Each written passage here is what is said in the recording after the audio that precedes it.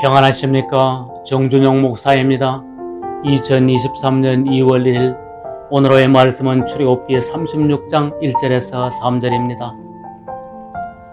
시내산에서 하나님께서는 모세에게 성막의 설계를 보이셨는데 이 설계대로 부사렐과 오홀리압을 비롯한 이스라엘 백성들이 성막을 지었습니다.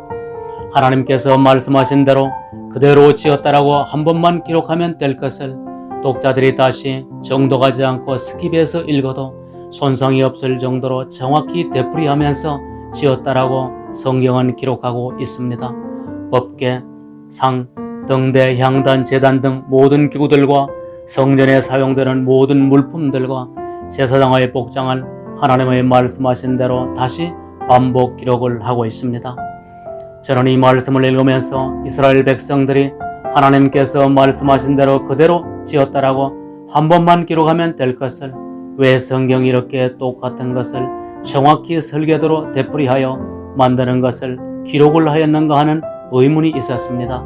왜 그러한 것을 가르쳐 주시기를 기도해 왔는데 이 성경과 일통하는 성경의 구절들이 저의 마음에 떠오른 것이 있었습니다. 요한계시록 21장 14절에 나오는 새 예루살렘은 그 성의 성곽은 12기초석이 있고 그 위에 어린 양의 12사도의 이름이 있더라 라고 하였는데 새 예루살렘의 건설이 사도들의 수고와 헌신이 그 기초가 되었다는 의미로 생각되어집니다. 어찌 12사도뿐이겠습니까? 오고는 모든 세대에 주님의 복음과 교회를 위해서 헌신한 모든 주의 종들의 헌신으로 이루어졌다는 것과 그 종들을 위로하고 격려를 하시는 교훈으로 생각되어집니다. 또한 에베소서 2장 20절 22절에서도 너희는 사도들과 선지자들의 터 위에 세우심을 입은 자라 그리스도 예수께서 친히 모퉁이 돌이 되셨느니라. 그의 안에서 건물마다 서로 연결하여 주 안에서 성전이 되어가고 너희도 성령 안에서 하나님의 거하실 처소가 되기 위하여 함께 지어져 가느니라 라고 하셨습니다. 그러므로 이 성막의 세움의 교훈은 장차 올 영원한 새 예루살렘 섬과 사람의 손으로 짓지 아니한 영원한 하늘의 성소를 의미하는 것이겠거니와 주님이 다시 오시기까지 이 땅에서 성령이 거하시는 성전인 주 예수님 자신과 그의 몸된 교회의 성도들과 성도들의 삶이라는 진리입니다. 모세가 그대로 만들어진 걸 보고 백성을 축복하였다라고 기록하므로 하나님이 말씀하신 설계대로 정확히 그대로 지어졌다는 것을 시사하고 있는 바와 같이 그리스도인의 삶은 하나님의 뜻하시고 명하시는 바를 정확히 나타내는 성경과도 같다는 것입니다. 세상 사람들은 하나님의 계심을 알 수 없고 그 말씀도 스스로는 알지 못하고 오직 그들은 그리스도인들과 그들의 삶을 볼 수가 있을 따름입니다. 성전의 설계가 이미 하나님으로부터 백성에게 주어졌습니다.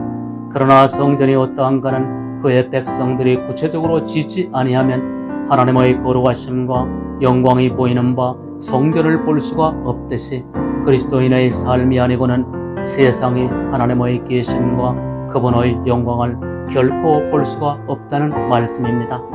사도 베드로께서 베드로전서 2장 9절 12절에 이는 너희를 어두운 데서 불러내어 그의 귀한 빛에 들어가게 하신 자의 아름다운 덕을 선전하게 하려 하심이라. 너희가 이방인 중에서 행실을 선하게 가져 너희를 악행한다고 비방하는 자들로 하여금 너희 선한 일을 보고 공고하시는 날에 하나님께 영광을 돌리게 하려 함이라 하시면 성도를 부르신 목적과 정체성이 하나님과 그분의 영광을 나타나게 하시어 세인들도 하나님의 영광을 보고 하나님께로 돌아오게 하려는 광고하시는 전으로 만민이 잘 보이는 산 위에 세워줬다는 것입니다. 이 땅에서는 어느 단체나 기구도 정부에서도 하나님이 계신 것과 그분의 영광을 결코 나타낼 수가 없습니다. 왜냐하면 어디에도 하나님의 말씀이 주어져 있지 않기 때문입니다. 그의 설교의 말씀이 오직 예수 그리스도의 몸된 성전인 교회와 성도들에게 주어져 있으므로 성도들을 통하여만 세상은 하나님의 계심과 그 영광을 볼 수가 있습니다. 하나님께서 광야에서 재능있는 자들에게 그 영을 주시어 지혜와 총명을 주시면 그의 성전을 짓게 하시려는 것이었고 애굽을 탈출할 때에 애굽인들에게서 금은 보화 등 재물을 얻게 하심은 성전을 지을 재료로 삼게 하심이었습니다. 오늘날 성도들에게 하나님의 말씀이 주어졌고 지혜, 총명, 재능, 지위와 재물 등 모든 것을 주심은 우리 안에 거하시는 하나님과 그 영광을 세상이 보게 하기 위한 성도의 삶의 성전을 세우기 위하심입니다.